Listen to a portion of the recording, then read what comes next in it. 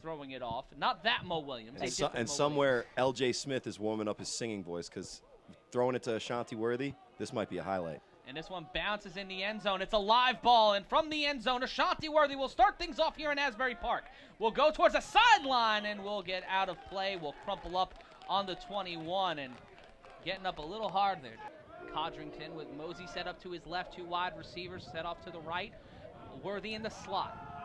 The rollout, and here comes Codrington. Codrington will make it happen on the legs, and he gets past midfield. Sterry Codrington, the rookie, showing out, showing off. First play from scrimmage, waves goodbye, touchdown BIC, and they come through with a big Anthony Joshua level uppercut as they get on the board and take the lead.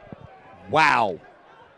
Fakes it to Courage, and that's a good move. Great read. As the defensive end crashes down there, just tucks it in, and nothing but smooth sailing. That's some speed right there from the quarterback position. And you see the look on Ashanti Worthy's face. If we get great play out of the quarterback position for the BIC, they have so much playmakers on both sides of the ball that it's going to be tough.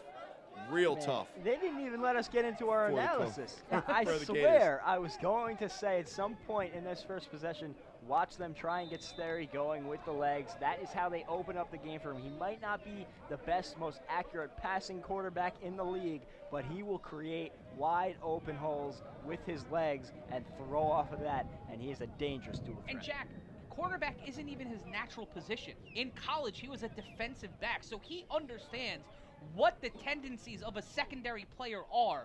And that's the amazing thing, that he's been able to go from a collegiate defensive player to an elite rookie of the year quarterback in the A7FL. That's a stacked backfield. And he's got that D-back speed, too. You got Mosey at number 5, and then Deion McDaniel, another outstanding running back.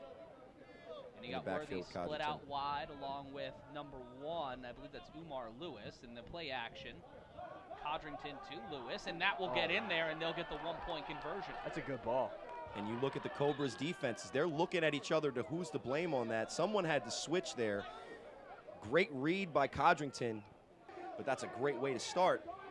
And let's take a look at, there was a one-play 80-yard drive for Codrington, and this ball picked up at the 10, and here comes an opportunity. That's number 11, bringing the ball downfield for Baltimore. And that was Josh Baby bringing the ball back for the Baltimore Gators. So let's take a look last week at Sterry Codrington's stat line. 10 for 18 last week, 172 yards. This is 2 weeks ago. 172 yards, 2 touchdowns, 1 interception, 12 carries for 192 yards and 1 touchdown. Yeah, those are insane those 192 numbers. yards on the ground are insane. And when you can get both the production in the air and on the ground, tough to stop. And you know what? It's hard to stop. Pain. When you wake up with pain, you need something to help it, and that's what BioHemp Plus is about. BioHemp Plus has a unique CBD formula that not only helps you, but also helps your pet. And if you're an A7FL fan, which you are because you're watching this, we've got a 20% off discount code for your first order. Just use the promo code A7FL. Go to biohempplus.com. Yeah, you gotta be smart. You gotta get bulk order that first order. Make best of that 20%. Gauze Jr. under center. Down 7-0, early going. R.I.P. Mon, number 2, trying to jump the line. The throw from Gauze Jr. caught, and a big play to start things off. And that's Antoine Matthews, Super Saiyan. That 18 inches of daylight, we talked about it in the first game. As long as someone's got it, they can make something happen. Gauze on 1st and 10. The throw off the screen, and he bobbles the ball. Number 29. That's Snag Sosa, Angelo Lewis, who is getting an earful from the BIC sideline. He knows what he did. he had an easy 20 yards in front of him. All he has to do is catch the ball. Now, that's got to be a little bit of a better throw, but when you put it in your hands as a playmaker for the Gators this late in the season, you got to make that catch. But it'll bring up second and 10. LJ, I need my 25, Snag Sosa. Give me my 25. And it off the hands, but the thing is, it bounced off the hands, didn't have a chance to bring it into his chest, rolled off the forearms and off the elbows to the ground. He didn't have a chance to pick it up. Guys, sometimes the catches are the hardest when your brain starts to think of how much yards you're going to get. So it'll bring up second and 10 for this Gators offense as they look to respond to the quick strike from BIC. Dawes Jr., man in motion, play action. Here comes the pressure.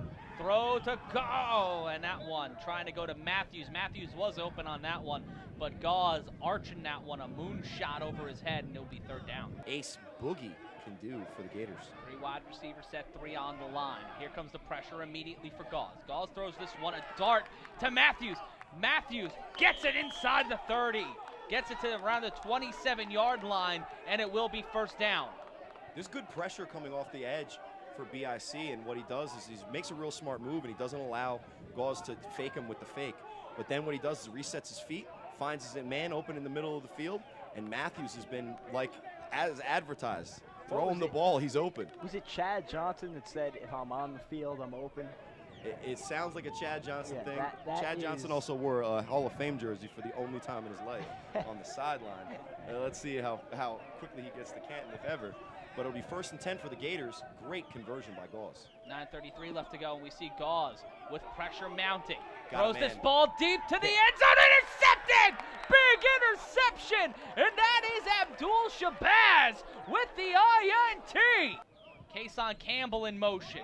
The handoff to Courage Mosey. Mosey pushing upfield, gets through one defender, gets through another, gets the first down, keeps running, and will get the first down near the 28. Play action on first and second down when they are running the ball is always easy for them. They got wide open guys. So one of the keys to stopping BIC is to stop the run. 2 plays for BIC, almost over 100 yards of rushing offense. That's not going to do it as Deion McDaniel comes in number 7 in the backfield. A Baltimore running back playing for a New Jersey team. Let's see what he has to offer this Gators team that didn't give him a shot. It's Monarch using Capulets pretty much. And you see Kason Campbell at the top of your screen. And then there's the handoff to McDaniel. McDaniel will not get as much, but will get about 3 on the play. And here's the thing. I'll harken back to something we said about Patterson U. You look at the first play of the drive for BIC, and it was an option that they could have tossed it to Kason Campbell. We know he has the burners. An option for Codrington to keep it. We saw what he did on the first drive. Then you give it to Courage. He goes for 30 yards, and that's not even taking into account Deion McDaniels, who just had the carry. So a lot of guys that can burn you on this BIC offense. And if you're an A7 NFL team right now, you're looking at the blueprint, 2 different ways of how to build this team. Play action. Codrington launches this one deep downfield. It's a horse race, and he catches it. Kason Campbell. How can you be that good in single coverage? Touchdown, Trenton. That was a jump ball. It was going to be one or the other that came down with it, and this guy Campbell gets lost with all of the playmakers on this BIC time in and time out. But when you have him single coverage and you're Sterry Codrington with a great pocket to throw into, just throw it up, and he makes the play, disrespectfully catches in front of him, waves him goodbye, and high steps it Deion Sanders style into the end zone. BIC. Oh no, Ashante Worthy under this is even dirtier is when they put him at quarterback, because then it's going to be waxing. The only thing worse is if he goes behind the back. Worthy was looking to go behind the back, will run it in, and he'll get the 1 point. Ooh, you lower that shoulder. And you know what? When you're that electric as a runner, you saw how the defense, they were just in basketball zone coverage. Look at Nick Mays. He's standing there. He's like, all right, go ahead, run it. And then he does. And then he still finds a way to get in. I am so envious right now. Usually see Worthy with the jukes and the moves, but he was not afraid to lower the shoulder right there to get across the goal line. Another thing I think worth mentioning before the snap, he was wiping that ball off on his shorts. Just keep an eye on it.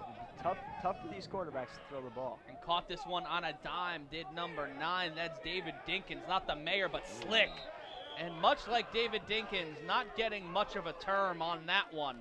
He'll be brought down at the 34-yard line. And a big hole for John Gauze after he started out a pretty good drive last time, but it's first 10, quick screen to the left. On the screen, going over to Kyle Ocho, and the Ocho getting the first down there. None of these guys shying away from contact early on. And no, it's a absolutely winner. not. Both of these teams have a long history playing each other either in New Jersey, in Baltimore. It usually gives a split game. Usually the home team has the advantage. But even down 14, the Gators, they're an explosive team in their own right. If it wasn't for a bad throw from Gauls, which is rare, that could have been just as easily a touchdown because Shabazz, who got the pick, and good for him, got burnt on the play. So And also it's win or go home, so you gotta bring it every play, every down. You can't take anything off in this playoff, especially when both of these teams, one team 5 years without a title, another 3 years without a title. They need to make up for it here, and try to make some history. Fakes the screen, Gauze in trouble, and hit. Gauze eating it there. The ball came loose, but maintained by Baltimore. And what a play there by number 7. everybody's wearing number 7 for BIC, so let's just call him Jalen Crooms, who's a lot skinnier. Who gained a lot of weight in a couple of weeks with that Father's Day off, but wow, what a hit. And somehow manages to get the ball to Nick Mays, who, on the flip side, he used to be a lot bigger, and he slimmed down. And that's big juicy. Yeah, the one knock on John Gauze is his ability to take hits. You look at his frame. If he's going to get hit like that consistently in this game, it might have a huge effect to the relatively slight quarterback from Baltimore. Second and 13. Big man with the tackle on that one. 2nd and 13, and here comes that pressure again, trying to go back to back. Caught by Super Saiyan, and that one a gain of 5. They are abusing Abdul Shabazz right now, and he's known as Abdul's Island, but they're attacking him. And I played against his BIC, and that's not a bad move, right? But timing route from Gauze, right on the money. Great catch by the Super Saiyan. As he's starting to get angry, and maybe he'll start to Kamehameha the Gators back into this game. And you see that on the field. You know who's on defense right now? Corey Price. In the secondary, a guy who At the end. A former PA Immortal, 2019 MVP and 2019 A7FL champion, joining the BIC this season. A member of the 2016 team joining back. And you see number 5, Nick Mays Jr. And in trouble, Gauze gets brought down, and nothing doing that one again. Juicy. Now, you see the man right there that's congratulating him. That's Casey Fennessy. He's out in this game, and the man taking his spot really is this big, juicy fella here who's made an immediate impact. They're not blocking him, which is a very, very poor decision, I would say. 1st and 10. Ball around the 20-yard line. Codrington in trouble. Codrington again on his bicycle. Sterry Codrington in a replay and getting the ball to the 49-yard line at 2:22 left to go. And it's spicy out on the field. Not happy with that tackle. And this isn't a negative, and it might almost sound like a negative, but he's one of those quarterbacks that when things start going well for him, he elevates his game. A lot of quarterbacks are like that. So let's be honest. It's a rhythm. It's a momentum thing. But when he's starting to see positive plays for himself and his team, he's that much more dangerous. So they're going to either have to rush him and force him into a turnover, which he's sometimes prone to do, or at least hurry him in a way that gets him a little rattled, because right now he's looking as good as he's looked all year. It's like the Madden X Factor turns on. 1st and 10, and there's the handoff to... You ain't going to tackle Courage with one arm. And ladies and gentlemen, he needed some protection on that play, and that's why the A7FL is partnered with ZoomBang. World-class protective gear brought to you by Beast Mode and the one and only Marshawn Lynch. ZoomBang and its unique polymer technology not only protects athletes, but also military and medical professionals so they can do what they need to do with confidence. ZoomBang protects you no matter where you are. For more information, head to ZoomBang.com, and I think Marshawn Lynch would have approved of that run there. Yeah, there isn't a better running back to advertise ZoomBang than Courage Mosey in the A7FL. And here's the rush attempt coming through from McDaniel. McDaniel now the sideline, and will get out of play and pick up another 1st down. Some tricky footwork. Yeah. It's 14-0. It's the Trenton BIC and the Baltimore Gators. We are live from Asbury Park Stadium in Asbury Park, New Jersey. I'm Matt Ryan, joined alongside Jack Bartek and the A7FL's analyst and the man who's the living history of the A7FL, our own Corey Hammond. Guys, so far, I never sounded older. I was trying to put you over. The handoff to McDaniel as we start things off on 1st and 10. McDaniel breaking through and making something out of nothing there, guys. Jack, a great run there from McDaniel. Yeah, this rushing attack has been potent early on for BIC. It's just getting it done a bunch of different ways with a bunch of different players. And I completely lost my train of thought for a second because I was just enraptured in Corey's analysis. And it's also 9,000 degrees in here. 2nd and 2. And it will be Codrington taking 5 yards away from the snap. In motion, and there's Campbell. Campbell high-stepping, getting the first down, pushing through the pile, staying in bounds, and going out of play and around that 18-yard line. And you know what? You get the opportunity like that to seize it and try to get the first down. We take a look again on the replay. This stutter move right here is elite. How does he get by him? That's a great move. With little to no room on that side. No room. No room whatsoever, but finding a way to make it happen. And when you're looking for an option, when you're looking for something, and you take a look at the A7FL, you take that step, you take that leap, you take that move forward, and you see Special K Campbell saying, I am who I am. And with that opportunity to be a champion, it's a big opportunity here. This guy, as Jack said, he's his vote for Rookie of the Year. I don't know if there's any inherent bias in that, Jack, but maybe slightly. Little bit. Where'd he go to school, Jim? Montclair State. Where'd you go to school, Jim? Maybe Montclair That happens State. to me all the time with Sarah. And then shout to Worthy on the handoff. Handoff to Worthy. Worthy pushing the pile, keeping it in bounds and hitting the B button, going out of play around the 14-yard line. Something about us Redhawks, man. And just great play design. They got tons of people out in front of him. It's almost too much blockers for Ashanti Worthy. He likes to have nobody in front of him. He can make everybody look ridiculous. But 1st and 10 for BIC, and everything so far on offense for BIC has been easy. Now, they've got the one huge throw, but other than that big-time completion to Campbell, they really haven't even had to attempt pass plays. They've been able to pound the ball with Courage and Deion McDaniel and find easy running lanes for both Codrington and now Ashanti Worthy on that last run. A question to both of you guys. You think on those the first 2 drives, just establish it, big plays, knock them out the box, try to get them on their back heel, and now slowing down the pace and burning time and burning up the clock. You think that's what they're doing? You think that's what this offense is instinctively doing? The play calling so far has been run. It's just that there's been huge runs.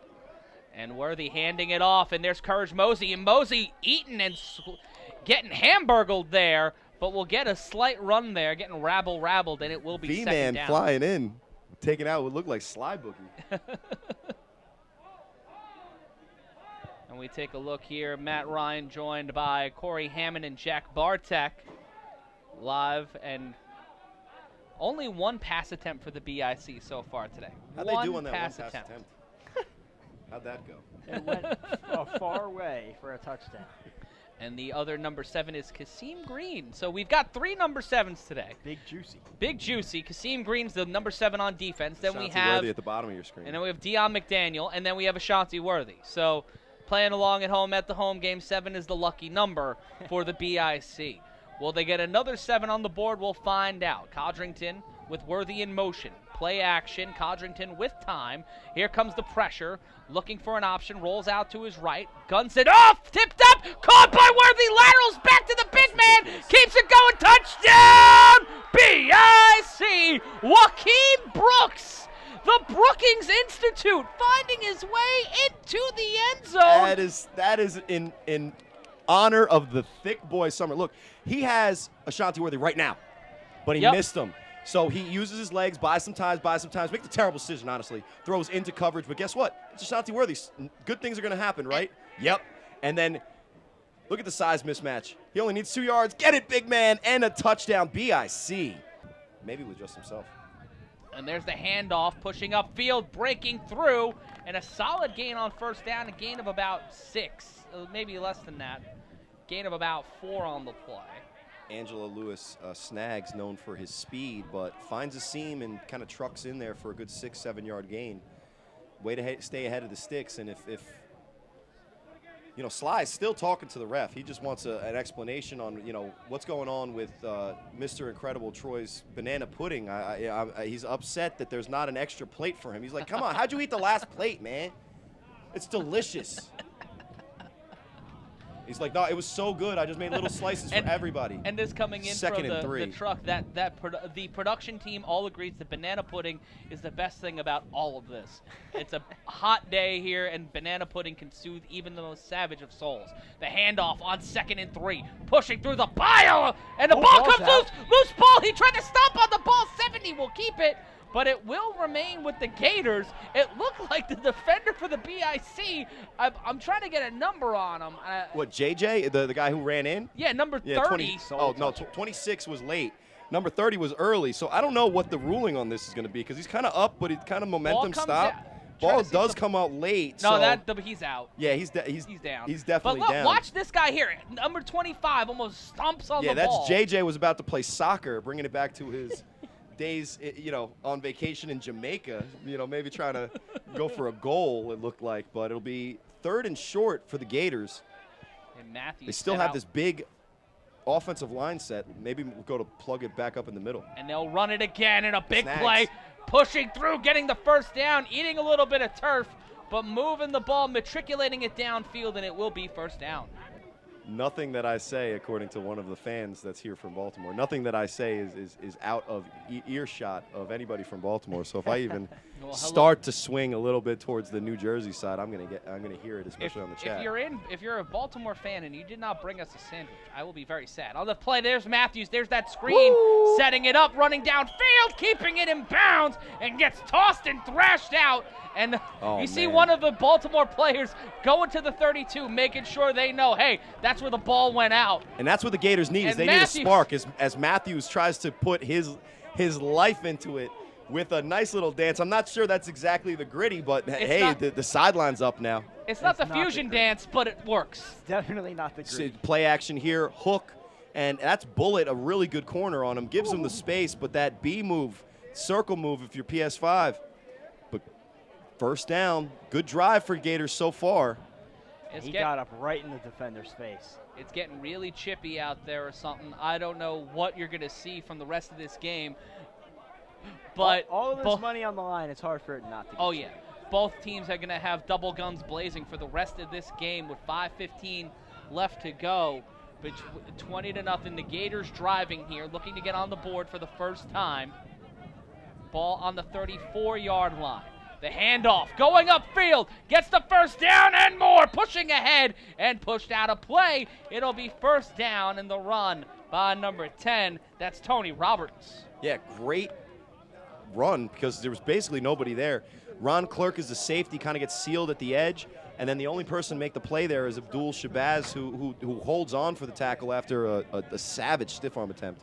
But it'll be another 1st down for the Gators as they look to get back on the board with the clock ticking down here, though, in the first half. With 4:30 left, they got to score quickly because I think they want the ball one more time, go for that basketball term, that 2-for-1. Well, honestly, if you're looking at it from the Gators' perspective and you see what happened at the start of the 2nd half of the last game, they were able to score with zero, at the start of the half. So if they're able to make this happen here, make the the BIC work, and there's another handoff going to the right side, and that's Roberts again, and Roberts can't stay in bounds, but a great run. But Jack, if you were in this position right now, put you on the spot, do you try to rush into the end zone, or do you use this time, continue to work and make that BIC defense tired, because they're going to walk to the 2nd half and have to face this offense again? Part of me wants to say you want to get in that end zone as quick as possible here, get a chance to get the football back, but the way that BIC offense has looked, you might be better off running this one down and using as much clock as possible. Well, BIC did use that timeout earlier to make sure that they had the play on that 2nd and 2 set up properly, which ended up, I think, in potentially a touchdown. So it was a good timeout, but 1st and goal.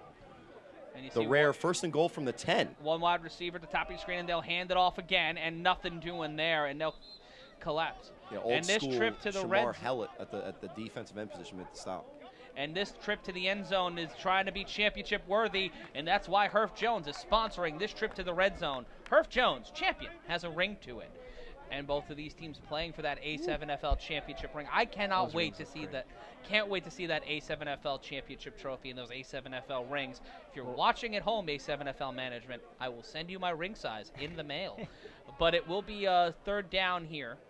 We got a sneak peek at the Northeastern trophies, and they did not skimp on these trophies, I'll tell you that much. And it is, first and goal after the rush play. 3:08 left to go. Neither team using a timeout here. Interesting to see Baltimore just letting the clock run. I think they're trying to just take enough time, get this BIC defense tired, use the heat for their advantage.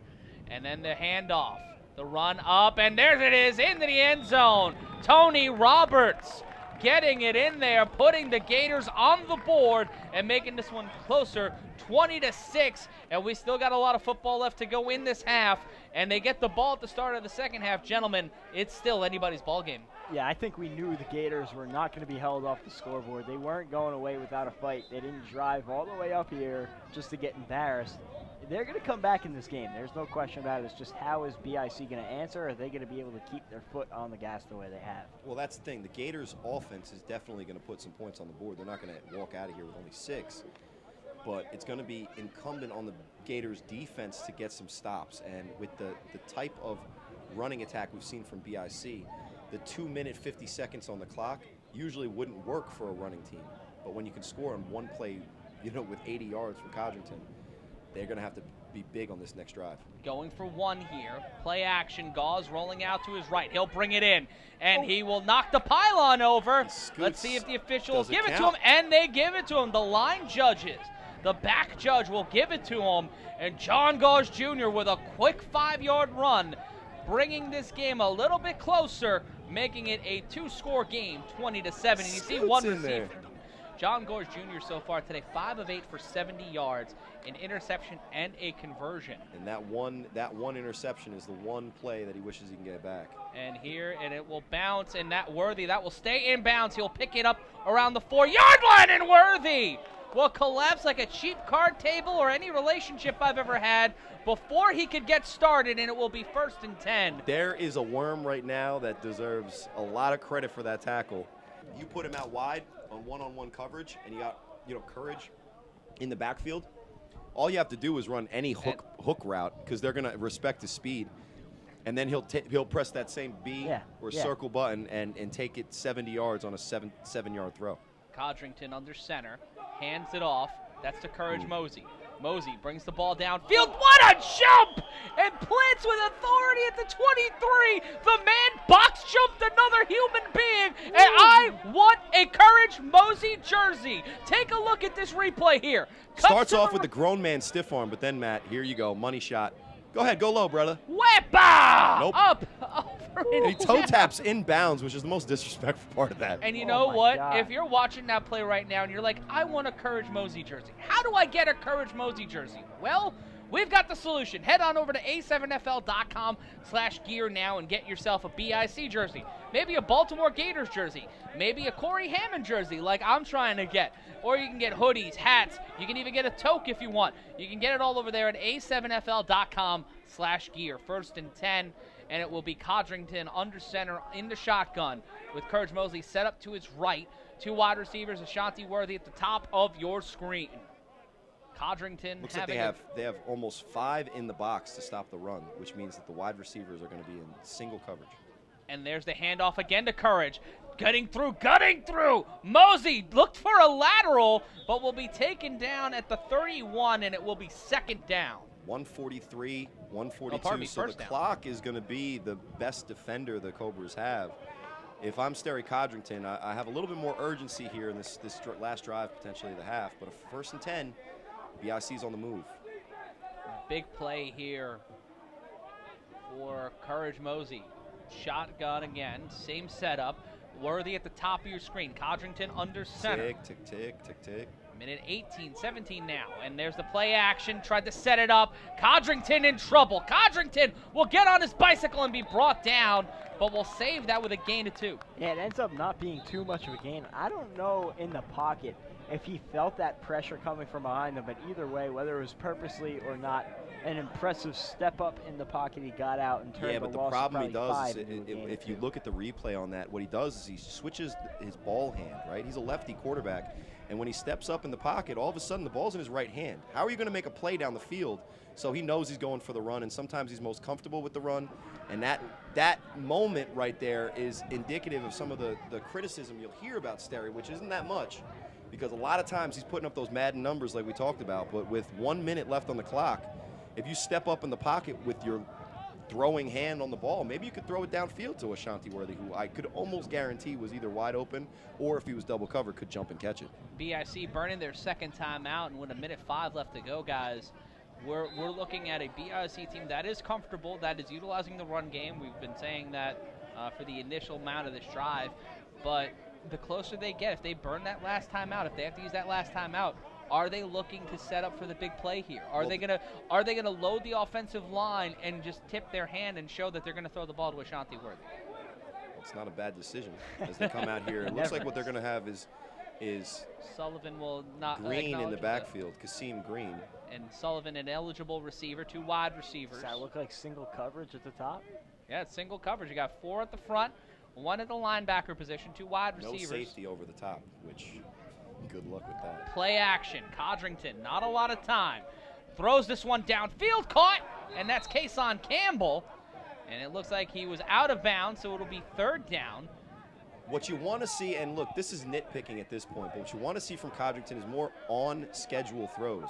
What he looks to do is he looks to make that impromptu scramble almost too quickly. Just take your 2-step, 3-step drop, step up in the pocket, and throw to a receiver as he's making his break. When he does that, this offense is unstoppable. So it'll be 3rd and 8, and guys, the difference between a good team and a great team a lot of times, if you ask Bill Belichick, is what they do on 3rd down for both offense and defense, and what they do in the last 2 minutes of a half. If you can score in those situations and or stop and convert on 3rd downs, you're going to be a winning team. And what BIC has been able to do all year is take advantage of these opportunities, because here's the difference, guys. If they go up with another touchdown, even if the Gators score in the first drive of next half, they're up by 2 scores. So they're looking to get up 3 now. And Codrington, 57 seconds left to go. Throws this one, a wobbler, meant for Ashanti Worthy, but that one will flop and flail and fall out of play, and it will be 4th and 8. And that gambit from the Gators paid off, because with 53 seconds left, they are going to get the ball back here on the 3-on-1. And it will be 1st and 10. The ball placed on the 32-yard line. Big opportunity here for John Gauze after that last play resulted in into a touchdown. Last drive, pardon me. Looking for another opportunity here. In motion, number 0. Play action. Throws this one off the hands and nearly intercepted by number 26, Clavon Radcliffe. Yeah, JJ had the opportunity, but the reason he had an opportunity is because it's just the ball's too high. Wide open receiver downfield. Pretty decent play action, but with the rush coming off the backside with Dwan Williams, number 2, he had to get rid of the ball maybe a little bit too early, but throws off his back foot on the run, and way too high for his receiver. Lucky he's still got the ball. Ooh. That Baltimore fans holding their breath there for a second. I think everybody holding their breath, because we've seen some interesting interceptions thrown today. And for John Gauze and the rest of this team, they cannot allow for them and the rest of their offense to feel low. The morale heading into the locker room needs to be high. They need the energy here. And what's funny is you don't see Matthews out there, the guy who's been dominating these corners. And it'll be 2nd and 10. 47 seconds. Here comes the pressure. Gauze throws this one. Wide open receiver. Big opportunity here. That's number 7. That's ball's knocked loose. Loose ball on the fumble. Who gets it? Who's coming up with the ball? It looks like the Gators will keep it, and there's a flag on the play. Yeah, it could be an illegal block downfield, which will negate a lot of that yards for the Gators, but this is what John Gauze can do. CP3, real fast rusher. Look at it, look at that hair. But he makes a play happen because he keeps his eyes downfield and finds the open man. Still a little bit too high, but just low enough to make the catch. And then we're going to see the clip here. That's definitely a penalty. Pardon me. That was Mo Williams on the catch. Those jerseys, that 3 looked like a 7 for a brief moment. We needed to slow it down, and we saw the scrum for the ball. Great job by the Baltimore Gators to make sure that they kept that, and the ball will be placed at the 49-yard line. So it's a first, of that getting taken off. Yeah, but it's 1st and 10, and the clock does stop with the timeout. And it was an illegal block in the back that will send obvious. that back. Yes, Abdur Shabazz got crushed in his the name on his jersey, which is kind of the rule, right? You're not if you see the guy's name, you're hitting the wrong part of his body. But you know, these teams are out here to hit. As don't be fooled. We might call him Manziel, but you see number 2 for the Gators coming in. They might try a double pass. He's their backup quarterback. Yeah, Lenny Manziel.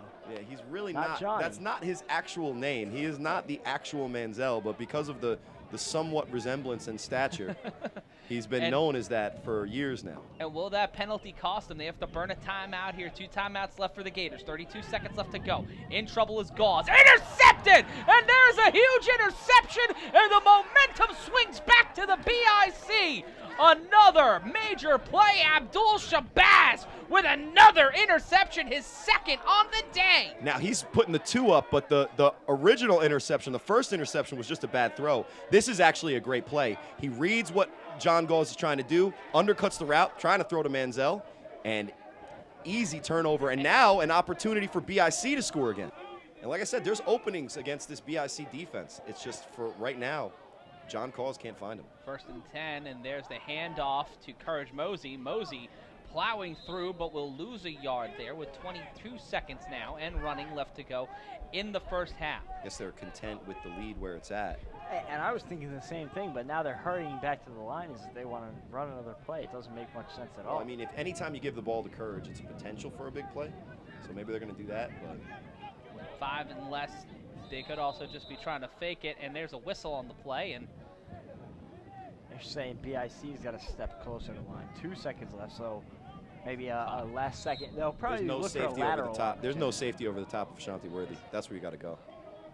There's the throw, and that one will go out of play, and that is the end of the first half. So a back and forth half with the Gators with 2 costly interceptions, costing them not only a tie, but possibly the lead. We'll let you know how we got to this point when we return with first half highlights. And it looks like DeJuan Williams will be throwing it off here for the BIC, and it will be number 4. It looks like V-Man, Vinny, will be getting this one, and he'll receive it on near sideline.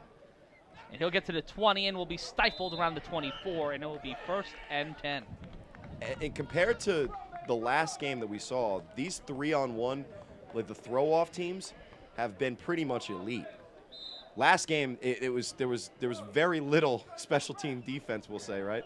In this game, both Ashanti Worthy and everyone the Gators have thrown out there have had a real tough time, even getting back to the 30. So great job on the 3-on-1, forcing the Gators to start inside their own 20. Yeah, it was a nice job by Quan setting the edge there. A veteran leader on this team, this defense, and obviously special teams defense.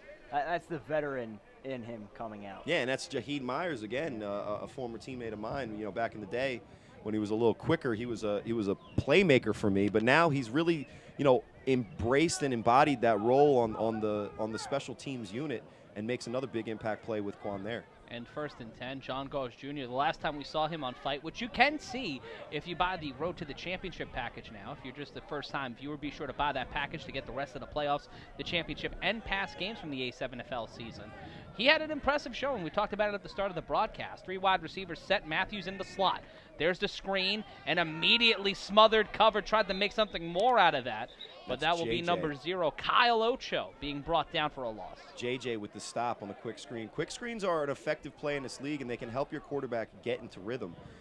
But if you're a good defender and you read it, it's an easy one-on-one tackle, and if you make that tackle, you end up with a 2-yard loss. So the Gators wanted to get a quick, easy gain, going with the trips to the bottom of the screen. At first, it looked like BIC wasn't even going to defend all 3 guys, but when they finally lined up, they're able to make the quick stop on the quick screen, bringing up 2nd and 12. 2nd and 12, and Jack, right here, if you're not looking at Matthews, I don't know what you're doing. Yeah, he's been the only guy in the passing game so far for the Gators. No one's covering him right now. He's absolutely uncovered right now. 3 rush, and there's Matthews, and there's that throw, and here comes an opportunity for Matthews, who breaks open in the open field, gets 50, amazing block from this teammate, going down the sideline at the 20, and will run out of bounds. 20-13, and what a play there from Matthews. Yeah, and I'll just say defensively, CP3 said, Sterry might be able to outrun me, but I can still show off the wheels a little bit if you give me an opportunity to. So a nice chase down tackle, but I just don't understand for BIC. You know who the ball is going to, so how is he unmarked at the line of scrimmage? BIC's defense is led by their defensive line. In my opinion, as someone who speaks from experience throwing almost 400 yards against this team with my Renegade squad, there's openings in the pass game. So if you can get the ball out before the defensive line gets to you, you're going to have some opportunities. And when they went with the trips, this is one of the most, this guy here, Matthews, is one of the most. And he is frustrated. He's one of the most animated, and his name is an anime name, yeah. So that's awesome. But he's one of the most animated players in the league. You saw him dance earlier. Kind of that Vegeta thing. It's not best for the team, it's what's best for him. The yeah. Saiyan Prince taking his walk off the sideline. It will be 1st and 10. 12:30 left to go. The crowd is liven up. Yep, this crowd is on fire. Almost dropped that ball to 25. Finding a way to the end zone. Touchdown, Baltimore. And now it's a one-score game. Snag Sosa making a meal out of the defense. It's 20-13. He's got elite speed, and he's playing possessed right now. He's still pissed off from that ball he dropped. Almost drops the pitch here. But once he plants and gets upfield, no one's going to stop him. Great blocking downfield by the wide receiver, Sly Boogie, who we just saw up here complaining about a call. But if they focus on the field right now, they're still back in this game. And just, Jack, the vision to see that slim opening on that left side, that's impressive. That's a masterclass in following your blockers, finding the holes, and hitting them hard and aggressive. And that's the only way he finds the end zone, absorbing some contact and bouncing in almost like a bowling ball. And also for BIC, poor job tackling. Not a great defensive possession by them at all. They're going to have to recover, and quick. 2 wide receivers spread out wide, 3 on the line, 1 running back set next to the quarterback. You could feel the tides turning. Yeah, you could feel that momentum shifting. It's in the air here with a lot of time left. First drive of the 3rd quarter. Goss Jr. throws it to an open man and gets it in there. And now it is a 6-point game. Gentlemen, did we expect this just about 2 minutes and 41 seconds ago? You asked me what are the Gators doing? What is the captain doing in the huddle? He's looking around, and he's going to look to the guy that's going to make the difference. Great rush here by K-Wack, but even better maneuvering by John Gauze. Not a great dump off, but Nick Mays makes the catch. But you said it. What I said was you're looking around, who's going to make the play? And Snag Sosa is one of those guys. He's got the speed, he's got the attitude, and when he saw an opening in the defense, he exploited it for an easy touchdown for the Gators, as they're right now sitting as pretty as they have all day with the momentum maybe back on their side. Now, what about that pancake block, gentlemen? Just made me want to. And you know what? After that BIC defense is going to need some help recovering. And our friends are over at Biohemp. They're going to need that on Monday morning. The CBD solution to help these athletes get out of bed and back to the 9 to 5. Go on over to biohempplus.com. Use the promo code A7FL. You'll get 20% off your first order and free shipping. Plus, you can enter to get a free 6-month supply of CBD for you or your pet, or maybe 3 months for you and 3 months for your pet. Head on over to biohempplus.com and use that A7FL promo code now. I'm Matt Ryan, joined by Jack Bartek and Corey Hammond. The game is 20-4 BIC with a wafer-thin lead, and the throw-off here, and this is the time where Ashanti Worthy needs to be Hollywood. That ball will bounce at the 15. Worthy will pick it up. Cut to his right, gets through one defender. That's a blip. That's a block. Staying on his feet. Ashanti Worthy getting to the 40, to the 50. Tries to get past one defender. He does. Turns on the afterburners. Can he stay in bounds? Can he keep it going? He goes end to end. Ashanti Worthy. Hollywood swinging into the end zone. 26-14. Scorsese couldn't direct that. Does he have his phone in his hand? I don't know what he's doing. He's doing a nice little. He's not doing a nice little selfie, because guess what? When you can make these elite athletes, that's Snag Sosa. We just saw him put the team on his back and score. We got a man just trying to play safety, trying to not be in the screen and get embarrassed, and he's just burnt, because Ashanti Worthy has 2 things that none of these guys have: that elite level shiftiness and a will to get in the end zone, unlike anyone else in this league. I don't know what a gritty is, but he could do whatever he wants after that touchdown, as he goes right to Facebook or Instagram or Snapface. And that was a deep return. That's like a 90-yard return. He had 27 yards on return so far. Why you do that, Hollywood? Why you do that? And now on the 1-point attempt after losing 5 yards. Oh. Number 21 bringing it. Might as well be a habitant because that was a hip check and a half, and it will remain 26-14. And that was a big tackle there. And Sterry pops right back up, but that's a rookie mistake right there. You got to get rid of the ball, and that's one thing that if I'm Sterry Codrington in the offseason, I'm working out, getting the ball out of my hands. When he steps up in the pocket, if he keeps putting the ball in his right hand, he's not going to be able to throw the ball. And guess what? The Gators are out for blood after the embarrassment that just happened on the 3-on-1. So that's a dangerous play that he avoids because number 21 was not looking to be a nice player on that one. But the Gators thought for sure that they were back in this game, and then seconds later, Ashanti Worthy deflates their And that confidence. ball will bounce inbounds at the 10. That will bounce into the end zone. It is a live ball, and he will kneel down, and he will take the touchback. It'll be 1st and 10, and we see number 5. That's Nick the Mean Machine, calling himself an eligible receiver. Under 12 minutes now. Down 12. In motion. That's number 10. That's Tony Roberts, who's got the first touchdown of the game. And now here's an opportunity for the Gators. The Gators, big stiff arm, finding the open field. The Gators back in this one and get back into BIC territory. That's Opie, number 3, bringing it in. Let's give a quick shout out to CP3, right? Ocho. So great play by the Gators. They go with the fake jet quick screen. They love that quick screen, getting John Gauze back in rhythm. But let's just talk about the way that Ocho runs after the catch, because he should have been tackled at least 3 times. Give credit to CP3 for just jumping on his back to get him down. That's a quarterback out there playing D-end and has elite speed. He's got 2 touchdown-saving tackles so far in this third quarter, excuse me. But the Gators find a way to get easy yardage on the quick screen again and line up 1st and 10 in BIC territory at the 46. You see Matthews at the bottom of your screen. And there's the handoff again. Big push up field, and that one will be a moderate gain of about 4. And it will be 2nd down. Jack, are you surprised at how successful this running game has been for the Gators on this drive? Yeah, because I think we've spoken early about how BIC's defense is predicated on that defensive line. You know, they're working inside to out on that defense. So for the Gators to have that much success running the ball, it's all the more impressive because you're going with the strongest unit of that BIC defense and really going right at it. Yeah, I'd like to see them open up the passing game a little bit more, obviously. I always say that. But all of the completion John Gauze has had have been little dump-offs. Matthews at the bottom of your screen, and they'll hand it off again, and this Going defense backwards. ready for it. Smothered, covered. Roberts take it to the Waffle House and not being able to get the pancakes he wanted. And that will be a loss, and the big man, Big Juicy over there. Juicy. Made a lot of big plays so far in this game. Trying to turn Big Juicy into Big Angry.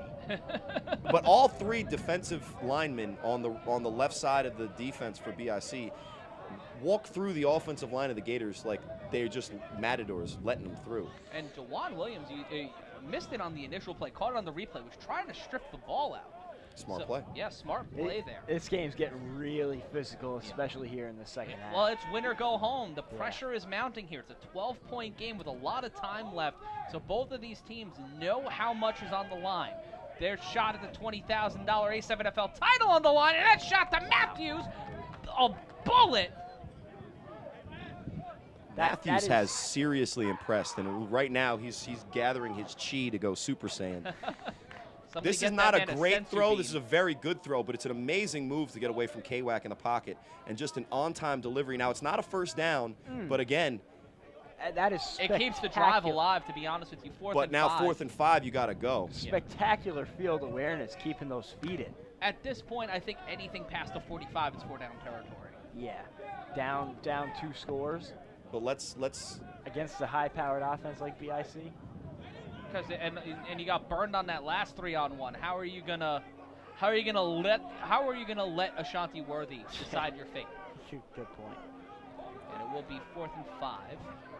8:20. We saw Stereo. There's only one wide receiver I'm looking at if I'm Gauze. Gauze throws it, tipped in that one. Bad play design. They had a double slant, and then both guys sit, so you have 2 wide receivers in the same area on 4th and 5. It just isn't a good read, and not that there was much John Gauze can do on 4th down. You got to get rid of the ball, but the design there from the Gators offense is questionable at best. The Gators have had a great season, and they're in Baltimore a lot like what the U is up here in New Jersey. They've pretty much dominated most of the games that they've been in. Their Baltimore division championship against the Cobras was a blowout. So this is the first time they're really being put to the test, and it's going to be interesting to see what they do in the toughest position they've been in all season. It'll be 1st and 10. Codrington with 2 men in the backfield, one of them Kason Campbell. The other one, Courage Mosey, was a good set guy. up far behind, and there's that fake to toss, and there's a lateral to Campbell, who's got the sideline in front of him. Will cut around the defender, will run to the far sideline, go sideline to sideline, stay up and get taken down at the 30. What's interesting is that pitch might have been forward, but he was behind the line of scrimmage, so they run the triple option. The first look is you fake it to Courage, and the defense reacts. Great play by Codrington to stay up and get the ball to the playmaker, Campbell, who then cuts it backfield. And again, don't do this in real football, young kids. But when you have offensive linemen and running backs that are willing to run downfield and get that block, that's what separates the BIC and the U from these other teams, is when, as we see an injury. And there you see the AccuStretch coming into play there. The AccuStretch being able to, the future of basically utilizing for medical professionals and especially for athletic trainers, help stretch out. So it seems like it was a cramp. And a shout out to Vinny Houston.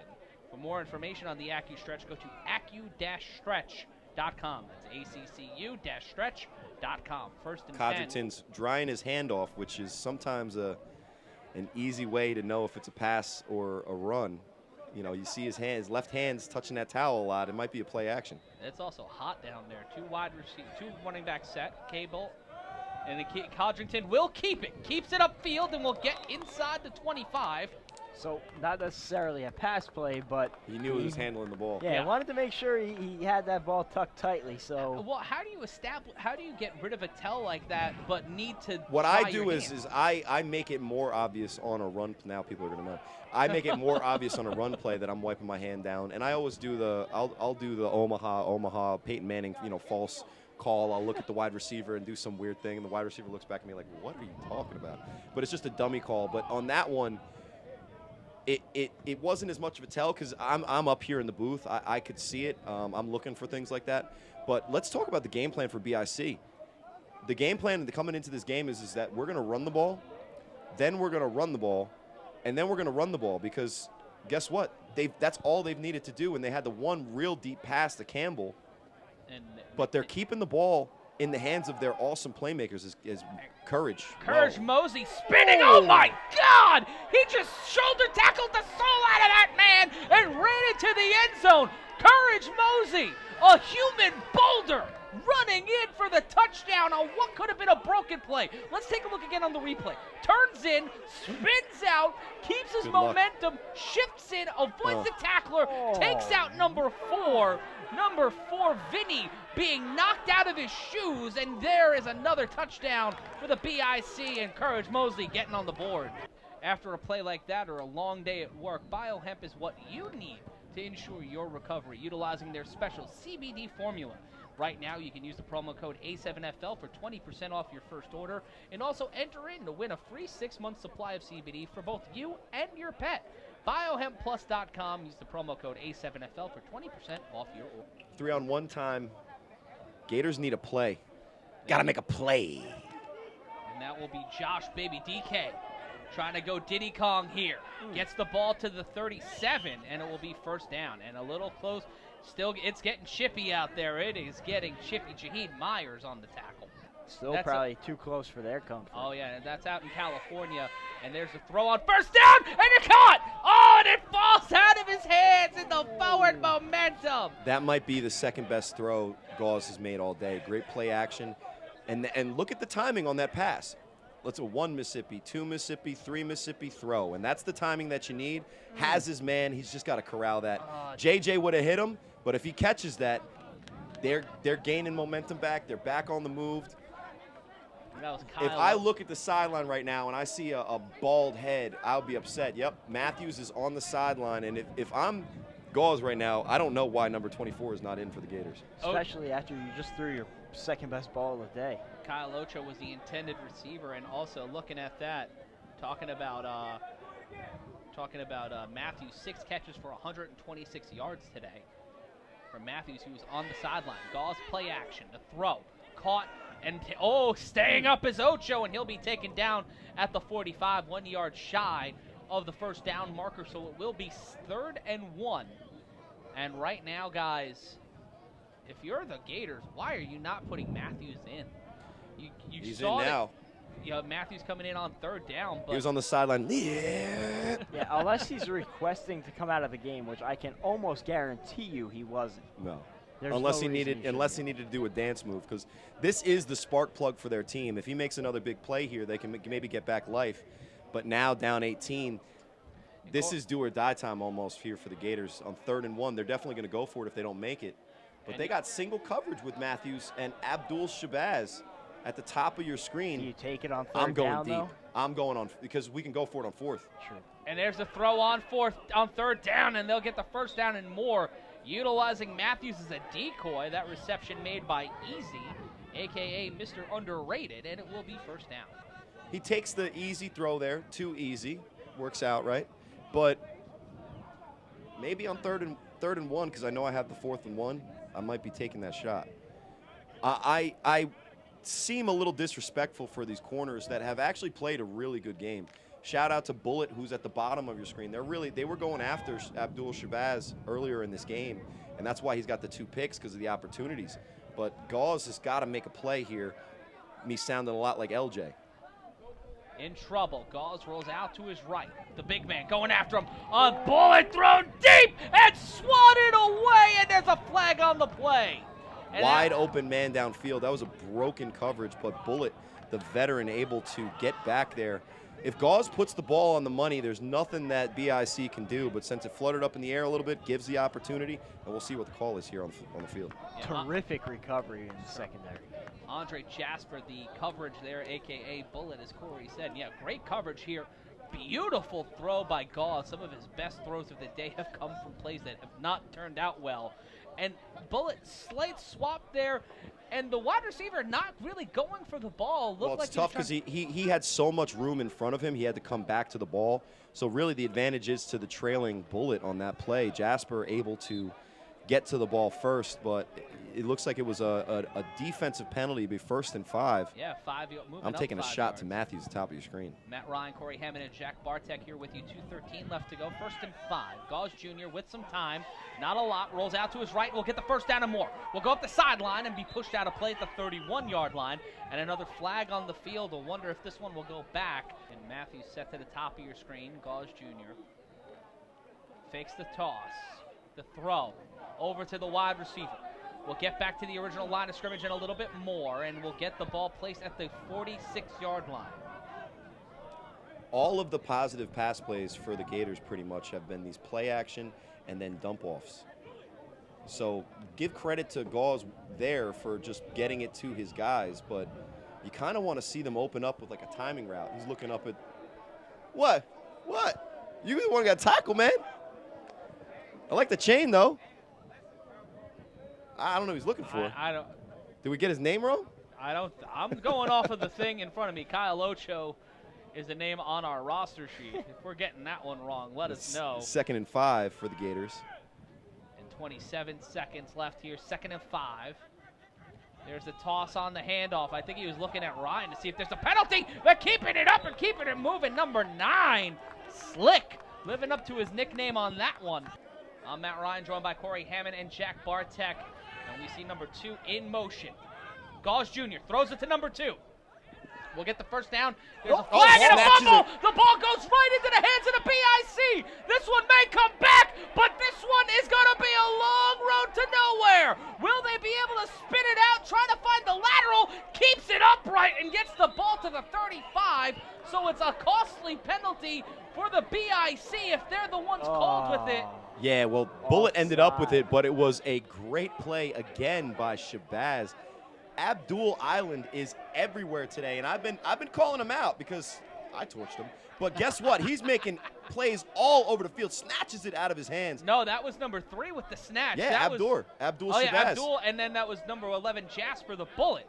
Pardon me. And it all comes back now. offside. Yeah, that's the shame, is that a great play is going to be negated.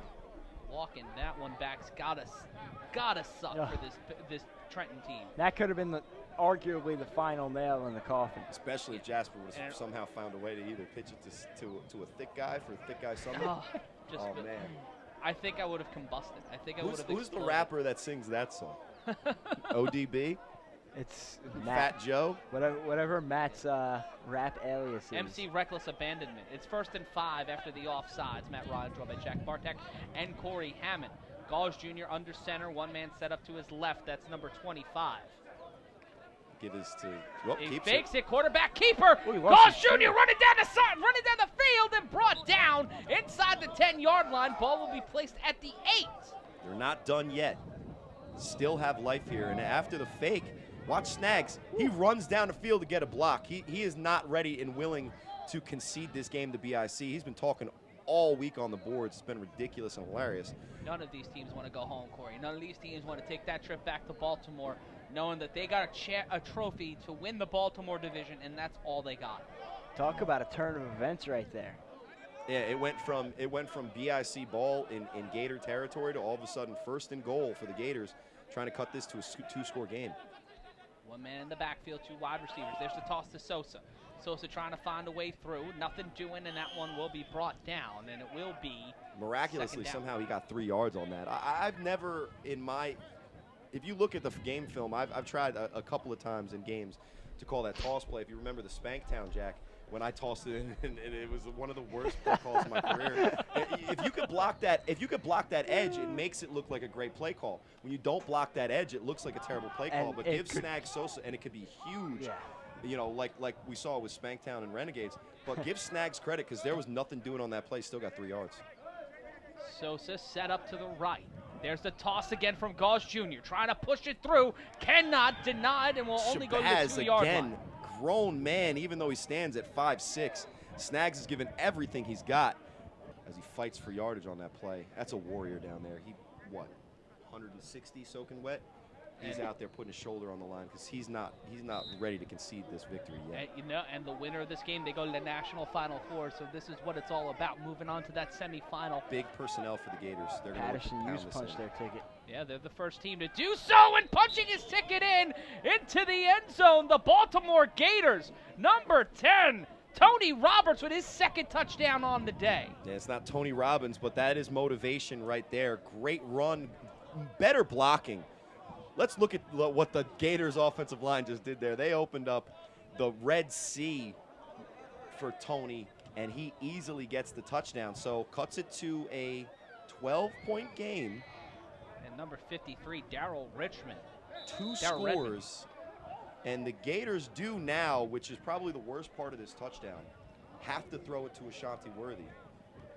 If you go percentage-wise, they've actually done a pretty good job, except for that one amazing touchdown from the 2nd-year player out of Rowan. But they go for 2 here from the 10. Look to cut it to a 10-point game. Sosa set up to the right, 2 wide receivers, 3 men on the line, including 70, the big man, Reese. I'm assuming he's not going to be eaten up like a peanut butter cup. Ball thrown up and bouncing just short, looking for a call there was Sly Boogie. Timing was there, but the ball was just underthrown. 11:54 left to go, 32-20 your score. I'm Matt Ryan, joined by Corey Hammond and Jack Bartek. We are in the sweltering summer sun in Asbury Park, New Jersey. The throw, the bounce, and it will be Worthy picking this one up. It's in the end zone. Ball tickles out, and Worthy will have to dive on that one.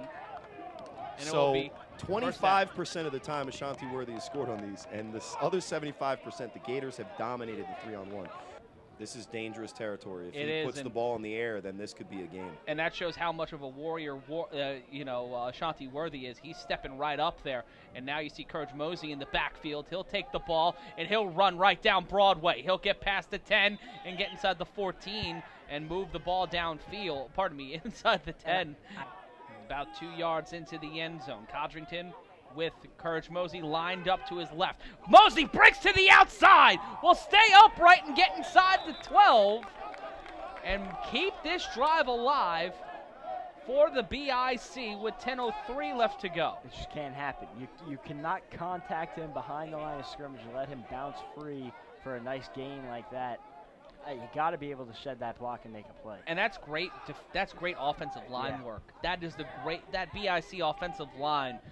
Courage Mosey needs to send them like an edible arrangement or something. Maybe hook them up with a Cricket wireless plan. Those men do not want fruit. Send them Omaha steaks. You're going that route. And it will be 3rd and 2. Hollywood Worthy, 4 returns for 129 yards, 1 touchdown, 1 catch for 11 yards, 1 touchdown. You know, take outside of that one big run. They're giving him the touchdown on that? Yeah. Worthy outside of those plays. Oh, and there's a flag. That's going to be offside. I think it was offsides on the defense because we've seen some good penetration at times for the Gators. I don't think it has ever been that good. It was an attempt at a little Palomalu trying to sneak through the line and jump the snap. Which is interesting because there's no it's an easy first down. Case right on around where that slot. ref is up there. Come on, Codrington. Courage Mosey set up to the left of Codrington. Let's watch his left hand. Let's see if he goes for the towel. Nope. Oh, there it is. And there's a flag already. Oh, no, that's just my screen. And there's the handoff to Mosey. Mosey breaking off one defender to his side.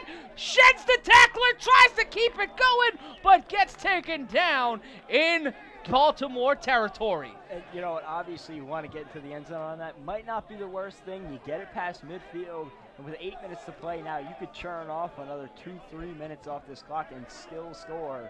You know, depending on what you do from here. And we are live here from Asbury Park Stadium in Asbury Park, New Jersey. Matt Ryan alongside Jack Bartek and our own Corey Hammond. I lost my train of thought for a second. Well, you were getting as excited as I am. Yeah. So Ashanti Worthy's one-on-one coverage with no safety over the top. My goodness. And the reason why we had to go to break is because both teams were arguing over snap counts. And McDaniel will get the ball in the handoff. And McDaniel in trouble. McDaniel will lose a yard. If not, try to get close to the line of scrimmage, and it will be 2nd and 11. Hesitation moves sometimes can be real dangerous, but when you start going backwards in football, it's just not a good offensive look. Great play by the Gators. They need to stop here. So on 1st and 10, they get the 2-yard loss. Bring up, they're going to give them the spot at the line of scrimmage. So it'll be 2nd and 10. The clock's ticking away, but the Gators need to stop here. Yeah, I was going to say for BIC, not the worst thing in the world because the clock continues to tick away. They'll get probably 40 seconds off of this clock before they take the Gators next have snap. 5 men in the box to stop Courage Mosey, and so far it hasn't worked. And with the ball, 2nd and 10, 6:50 left to go. Ashanti Worthy in motion. That's even worse. 2 wide receivers set, but now Worthy set in the backfield, using him as a decoy for Courage Mosey, but sensing that one coming. Now is really the time that we're going to see how BIC feels about their young quarterback. Sterry Codrington has done nothing wrong so far today, right? Not one thing. I can't really even tell you the last time I saw him attempt a pass that wasn't on an extra point. But with it 3rd and 14, he could run for it if they do call a pass play. But if he has to put it in the air with that long of a time, it almost reminds me of Mark Sanchez with those Jets teams that were competitive. You know, when you hamper your quarterback and basically tell him by your play calling and your strategy that we don't trust you, the pressure's all on Sterry Codrington. Even though they're up by 12, if he throws a timing route to Ashanti Worthy, who I almost guarantee is open, and he's either off target or misses or late on the throw, that could be 6 the other way. So let's see what we got here at 3rd and 14. Not a lot of options for him on this one. Rolls out, runs upfield. Codrington gets to the 41 and will keep it alive. Decision time. And it will be 4th down. Yeah, they should end up going for it here, but it almost looked like Codrington did not want to throw the ball there. And he has Dwan Williams wide open, you know, on the leak out, which is sometimes a hard read to make. You got to go quick, fast, and in a hurry if you're the Gators, though, because you don't got to score once, you got to score twice and get a stop sandwiched in between that in 4 minutes with a running clock. So, and Codrington, no pass attempts so far in the half. And our stats guy, John, wanting They've to know. called pass plays. Yeah. And now Gauze, with a lot of time, throws this one high, caught, throw, and he drops it. That would have been a first down and more, and that could have been a complete momentum shifter, and it will be 2nd and 10. It's got to be a little bit more heat on that ball because it hung up in the air too much because Sly was wide open in the middle of basically what looked to be a zone, which was man coverage, but they were just loose. And the ball just doesn't drop in quick enough. If he puts a little bit more on this ball and it gets into Sly's hands quicker, he's not going to get hit by Campbell, but in triple coverage, he's able to almost grab that. That's insane. If you're gonna hang that up like that, you got to give it a little bit more and let him run into the catch. But that might be the perfect for that triple coverage, though. There were 3 bodies there. There were 3 blue jerseys there. And Gauze Jr. rolling out to his right. He'll have to run here. He'll have to get on his bicycle and get positive yardage, and it'll be 3rd and about 2. And that's Quan with the tackle. And if you look at his arms, they're thicker than John Gauze's legs. So that's a great tackle and a good decision by Gauze to get the yardage. But the clock's ticking down. There's got to be a little bit more urgency from the Gators. And they'll burn their first time out on that one. 32-20 your score. Trenton BIC leading by 12.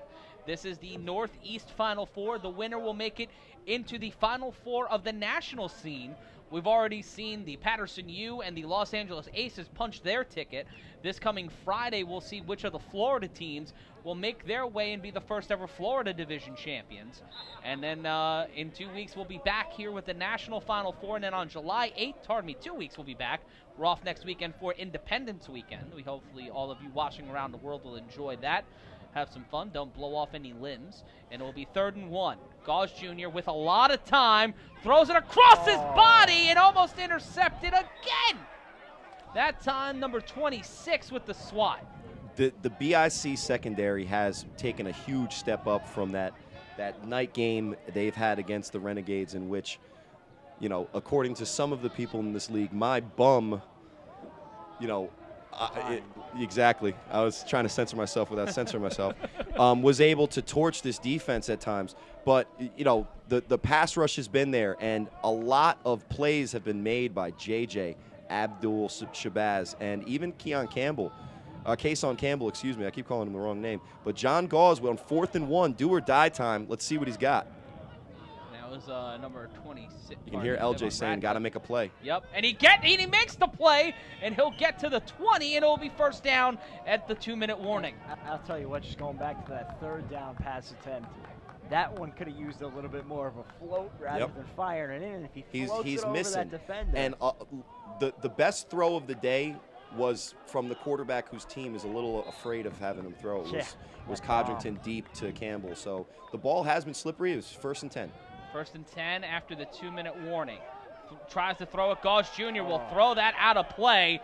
And in a situation, BIC defense has been championship level. It has been a championship level defense, and if you're a championship level defense, you want championship level hardware, and that's where Herff Jones comes in. Herff Jones has everything you need, from championship rings to trophies. You know how we know? They're the official trophy and ring supplier of the American Sevens Football League.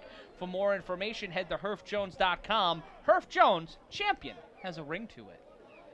Gauze has been rolling out. Yeah, Gauze has been rolling out a lot today because the pressure from the defensive line from BIC has made their presence known. Matthews, again, found an easy, soft spot in the zone looking for a throw. But at this point in the game, you can't keep dumping it off. Gauze has got to go downfield with 1:53 left and down by 2 scores. And Matthews not out there. 2nd and 12, 2 wide receivers spread out wide to the left. One tight end set up in the slot. He'll block, and Gauze will throw it over the top. And here's an opportunity for the Gators. The Gators trying to stay alive, stays on the sideline, trying to power through, gets into BIC territory, and will be stopped around the 40. They will mark him out at the 40-yard line. But Sly Boogie, the cornerstone of this team, when they needed it the most, gets the biggest play of the half for the Gators. Yeah, an easy throw and catch. He gets the ball out on time. Remember, I had that 1 Mississippi, 2 Mississippi, 3 Mississippi throw. That's the timing on that play. He's got a crossing route uncovered, basically. Even though there was a defender near him, he might as well have just stood still. And he gets into the open field. The only thing that stops him is that tricky sideline over there. but great momentum, and he gets out of bounds, which stops the clock because they needed that big play and they needed the clock to stop because they still got the 2 timeouts, and if they refuse to pass the ball on the other side of the field, they might be able to get the ball back if they score quickly. 45-yard gain on the play. That was number 7 Gauze Jr. to Sly Washington, a.k.a. Sly Boogie. Boogie to Boogie. Somewhere Cam Boogie from the Vikings is watching. So many boogies, so little time. Just one nose. 1st and 10, 1:44 left to go. 2 wide receivers, 1 running back. Gauze Jr. launches a rocket downfield. Can he catch up to it? He's half a step behind, and it'll be 2nd down. 1st and 10. Ball set on the 25-yard line. John Gauze Jr. set up in the shotgun. Pressure coming. Gauze Jr. throws it out. Keeps it alive. Trying to matriculate the ball downfield. Takes 3 men to take him down. One of them doing a stinger splash in real life. And they're calling the same penalty that they did just on the last as John Gauze in the backfield, still on the ground. It's a late hit, which is what they're saying it is, but that's really not a late hit. I don't really like the call because as he released the ball, the defender is on him. Oh, they're calling 36 a late hit. Could it be from doing that? And you talk but when he's been in, he's also made an impact, Yeah. whether it's defense, whether he was at a quarterback on offense. I've seen him with a couple of highlight plays. So he also made it to the A7 title game last year with the Hawks as quarterback. So this guy's showing his unselfishness, and there's a ball that's just dropped. Broken play. That's got to be intentional grounding. Yeah, didn't get back to the line. And if they're going to call those ticky-tack, penalties against the defense, they got to call it against the quarterback when he's just trying to get rid of the ball. So lost it down. And Gauze holding his ribs, holding his right rib. Yeah, he got hit hard on that first penalty, and then the second penalty, he got hit even harder. And with minute 24 left to go, 2 timeouts, you're down. Are you going to try, if you score here, do you tempt fate and go for essentially an onside throw?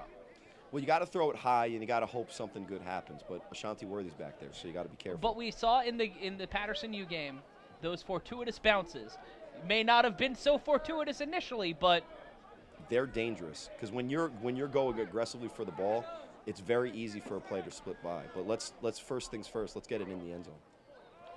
Free play. And the play. The ball. Oh, that's one of those. That's one of those Maryland specials. Snags was on the sideline by himself. They didn't see him. They call a quick offensive line, and then he drops it. And BIC is doing the gator chomp. My. There's nothing but you got to catch that. Oh man. The freest of plays. Right now. The freest of plays. Wow. It seemed like credit to BIC because BIC's been in a lot more tougher games. That Cobras game week 1. That Savage game early on, which was a lot closer than the final score dictated, and then even against my Renegades was a tight game up until the 4th quarter where they opened it up. So 4th down. And looking for an opportunity here. Gauze Jr. will take it on his own. We'll move downfield. We'll get through one defender, and we'll get out of play. The sad thing is he looked to the sideline to see where the sticks were, and he's hurting.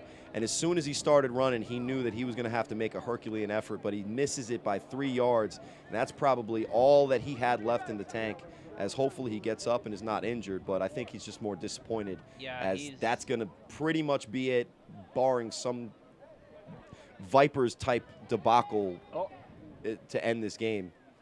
There's a penalty, I believe. Flag on the play.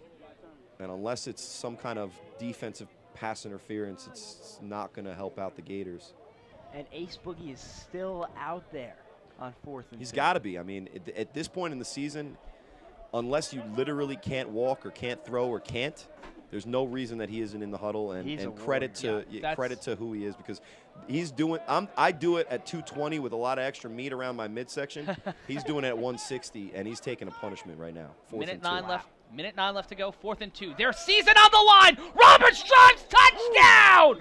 Tony Roberts with his 3rd touchdown of the day and makes this one a 6-point game with the season on the line. John Gauze Jr. goes to the man who was automatic, getting 4 yards to run it in for the score. And right now, this is the biggest part of the Gators season. They're going for 2? They have to. Tony Roberts, 3 touchdowns on the day. This is a defining moment right here. Because if they get the 2, I like to go for the 2 personally, guys, because it's an easier get. You have more space. Fair.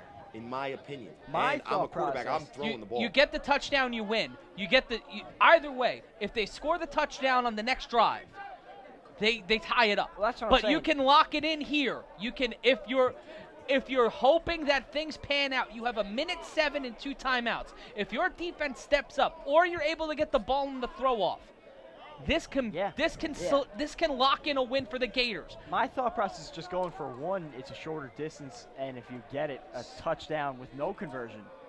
Spreads the offense though. But yeah, more room to operate. Play action. Throws the ball wide open. 2-point conversion is in, and Sly Boogie getting it from Ace Boogie, and it is a 32-28 game. 5 points.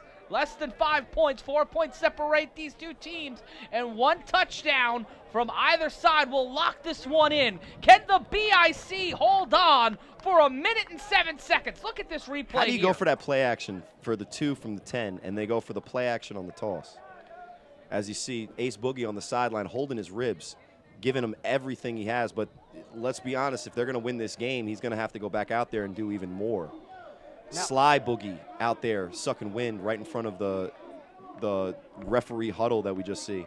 I'm trying to do the math in my head right now. Obviously, you try and go for it on the throw-off, see if you can pull off some trickery there. But if you can't, with 2 timeouts, is that enough to stop the clock and get the ball back? It depends on what BIC does on 3rd down, because if they stop them on the first 2 run plays, they're probably going to lose 10 seconds each play. So we're down to 57, 47. And then you have that one last play kind of shot, whether it's the throw-off on the 3-on-1, we call it the change of possession throw-off, or that last-ditch effort with the return. With the one offensive play. So if they can get a 3-and-out here, they'll have at least 1 play on offense. Based on my calculations, and I'm not a mathematician.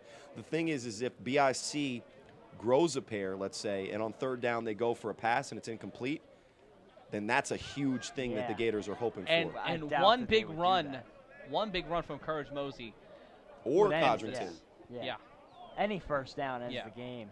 And this is the if they had all 3 of their timeouts, the Gators would be sitting pretty, because it looks like BIC is scared to throw the ball. But they also have to tackle this man. And this ball will go right into the hands of Ashanti Worthy. Worthy, no time running here. And this one will go out of play at the around the 35-yard line, and giving them a shorter field to work with. I was expecting the patented throw it up as high as you possibly can and try and race down there. The thing is that I guess with Ashanti back there, you can't really play games. You got to make sure that you have an opportunity, and if he scores a touchdown, then the game's over. So 107, you got a get 2 stops. A legendary running back in the backfield for BIC. A quarterback that has put up numbers at times, has 2 completions in this game for 2 touchdowns, but in the second half has failed to even attempt something in the air, almost reminiscent of what's his name for the Sixers? Ben Simmons. It's a Ben Simmons moment. Unable to shoot a ball. He's struggled so much in the playoffs, I forgot his name. 1:07 left Ever since Kendall Jenner left him. Oh, that poor Australian boy needs a hug. He needs to shoot with his right hand. He's righty. Why are you shooting lefty? But anyway, Codrington, also lefty. Under center. We'll hand it off to Courage Mosey. And Mosey finds the opening and will shut the door on the Baltimore Gators. To the 10, to the 5. Will stay upright. Touchdown, BIC. Dunk that. Oh, he's going to kick it. Golazo. Oh, he said some very choice words there. We cannot advertise. That is how you end a game. So here's the thing, guys. As we go on to the regional championship, it's going to be Courage versus the U, and we've seen some amazing things for his Courage. But if he's going to run the ball like that, he's going to give his team a chance every single week. And Courage Mosey, 6 carries, 71 yards, 1 touchdown so far today, and just let's keep talking so that we can't. To the camera. Let's keep we are talking not cutting so we to can't. That camera. Yeah, we cannot hear what he's saying. But he is talking now to. He has found the other camera. What's up, Courage? That's what you're talking about. That's what we're talking about. I believe he's talking to the U players that have stuck around right below our broadcast booth. Because Courage was not there for that game against the U 2 weeks ago. And we saw some vintage courage today. Yeah, today was the best courage Mosey we've seen all season. Now, his 6 carries for 71 yards felt a lot more like 15 carries for 200 today. And let's the updated stat line, 8 carries, 116 yards, 2 touchdowns. Jeez. Now, gentlemen, we are acting like this game is over. But as we have seen in the A7FL so far this season, banana pants things can happen in the American Sevens Football League. The throw-off is untimed, 58 seconds. If they score on the throw-off, we're back in the same position because it's an untimed down. That gain, that touchdown, took 9 seconds off. So I guess I was relatively accurate with those 10 seconds per play. And as we hear the U saying something to Courage on the sideline, I wish I could hear what's going on underneath us in the booth. And Courage Mosey, the player of the game, with that stat line, once again, 8 carries for 116 yards, 2 touchdowns. And Herschel making his appearance here. Wow. And the OG in. And on the 1-point conversion, number 11. The only man grayer than me in this league. Number 11 will set up as an eligible receiver. And Sullivan. Ashanti Worthy, Codrington, still at quarterback. And it will be this 1-point conversion. They will hand it off to and that is a rough tackle for Herschel, as the old man will not be able to punch it in, and it will remain a 10-point game. But 58 seconds left. It's still a 10-point game. But let's take a look here at that last play. And just pie-facing the offensive line. Nick Mays has had a great season, Mean Machine number 5. He lost about, I'd say, 60 pounds since That's last time amazing. we've seen him. But he's just as strong, just even quicker. Herschel Walker, 57 years old, plans to play another 3 seasons until he is 60. I am significantly younger than him. I am at least 37 years younger than him. 36 years younger than him. And no, 26 years younger than him. But that's his that one. frightens me. That's his one play in this game. Now against like the teams like the Animals, I think he actually scored a touchdown. But shout out to Herschel. He's been devoted to this league for forever, it seems. As he's given Kenneth Tippett a little bit of the knowledge that he's amassed over the great career that he's had. And it will 3-on-1 time. Untimed down. Really, all you can't do here is give up a touchdown. If you're BIC, and if you're the Gators, you're still saying prayers because there's a lot left in this game to happen. But if it goes to form, and if you're both Jersey teams, you feel like you're the big winner here because you've beaten the BIC already this year. We also don't know how this Final Four is going to shake out, so we don't know what's going to happen at the end of this one. Baby DK will return. This one will bounce out of bounds. Running start. Not what you want to do there. Yeah, I mean, let's give credit to both of these 3-on-1. We'll call them the defensive side, the 3 side. The 3-on-1s today, except for the Ashanti Worthy touchdown, have been on their game. So you got out there, you got Quan, you got Dwan Williams, and Breezy Beeman, number 15. Who's been made the spectacle by Neon Dion from the U a couple of times in the A7FL, looking to make his own mark. And here we go. Baby DK going down the sideline. This game is not over yet. Winner, go home, and Baltimore is looking to take a residency in Asbury Park. What a play.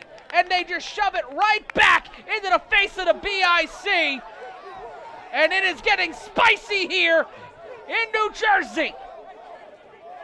There is no palace, but there's a ton of malice here in the A7FL Northeastern Final Four. And kudos to the Gators because they're not out of it yet. And Baby DK, oh man, Breezy, you gotta stop being that guy. And he in stays here. in bounds and one the thing whole that time. Quan right there chasing him down. Quan's a great tackler, but he doesn't have the speed on this 3-on-1. There could be, Taking restaging of the show Yo Mama, throwing it back to the mid-2000s there. Do we need to throw it back to the mid-2000s? I don't. Why not? There are a lot of questionable choices. The like Dougie was the thing. In the like video. watching Yo Mama, which yes. was one of them. A Wilmer Valderrama vehicle. I'm not, you know. That's his second best vehicle to Handy Manny, for those who have kids. I was going to say that, 70s show.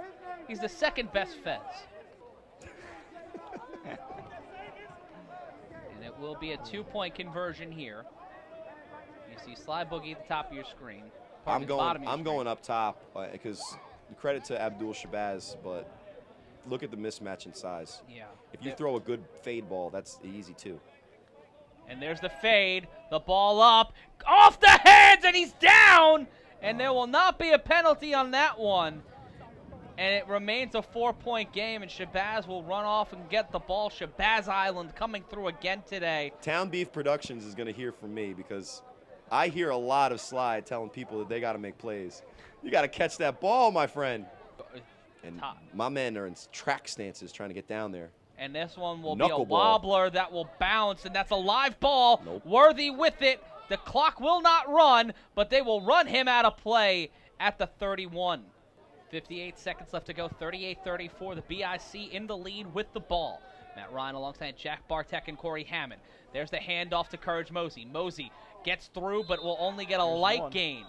Quick timeout, and 2nd and 6, and Codrington will keep it and immediately get sent into the dirt, and they will stay with 47 seconds left to go. They will burn a timeout, and it will be 3rd down. It's best case scenario for the Gators. The one thing that as the Gators I'm looking at is you better make sure that if they throw the ball, that because Kason Campbell is shown that if you throw the ball to him, he's going to jump up and catch it. So it's 3rd and 11. The Gators need to make one more stop. They still have life, guys. We were almost able to write them off at multiple times in this game, but the Gators right now showing that they have that championship medal. The Gators sideline is up, and LJ is on the sideline pandering to his Baltimore crowd.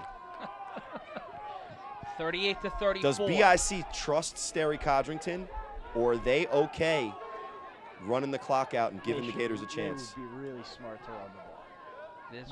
The play clock's only 35 seconds. If you can play action and send one of those tight ends naked up the field, I guarantee he's going to be uncovered.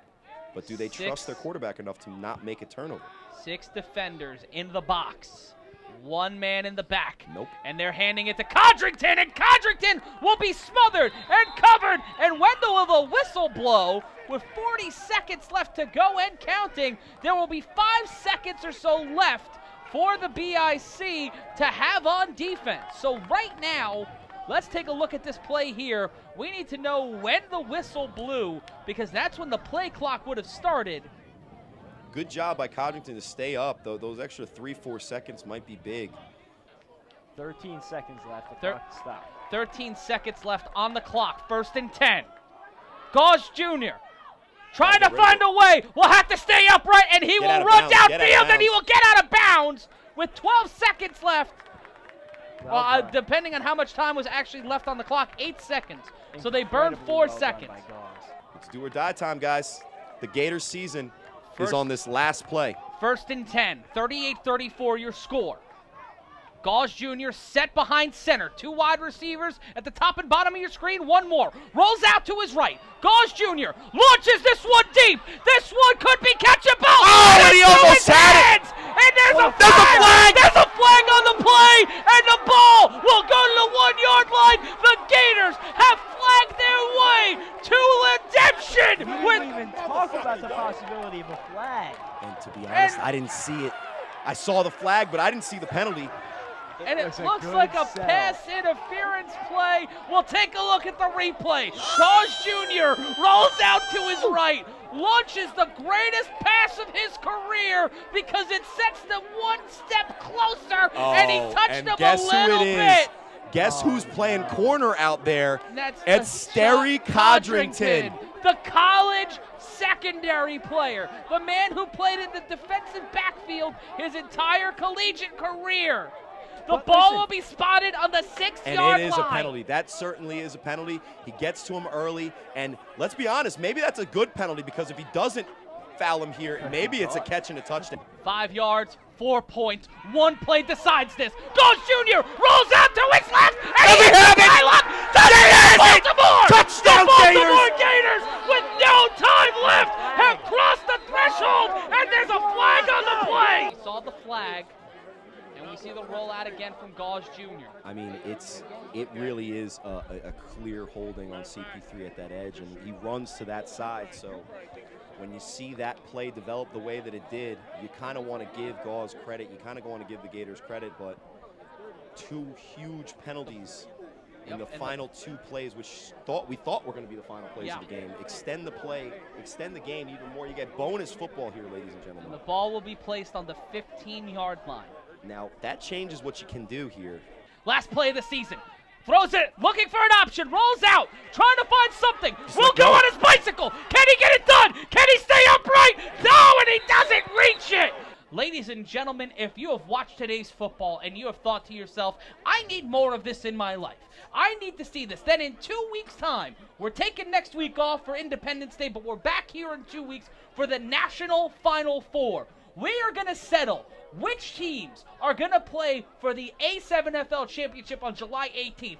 3 teams have punched their ticket. The Los Angeles Aces, the Patterson U, and the Trenton BIC. The BIC have beaten one of the only undefeated teams in the A7FL. There are 2 undefeated teams left. Will the BIC be able to do that? Will it be a Los Angeles team? Will it be a Florida team? Or will the Patterson U go back-to-back? Gentlemen, you know the only way how we can do that? How can we do that, Matt? We're going to be right back here next week at 1:30 on 2 weeks on Fight at 1:30. Next week, we're going to be having hot dogs and hamburgers. The week after that, it's back to the field. We're going to find out who can bring it on Sunday. For Jack Bartek, for Corey Hammond, LJ Smith, and everybody here, we'll see you in 2 weeks because we're going to find out who brings it the best. This has been a broadcast of the American Sevens Football League. Like, follow, and share on our Facebook page at A7FL TV.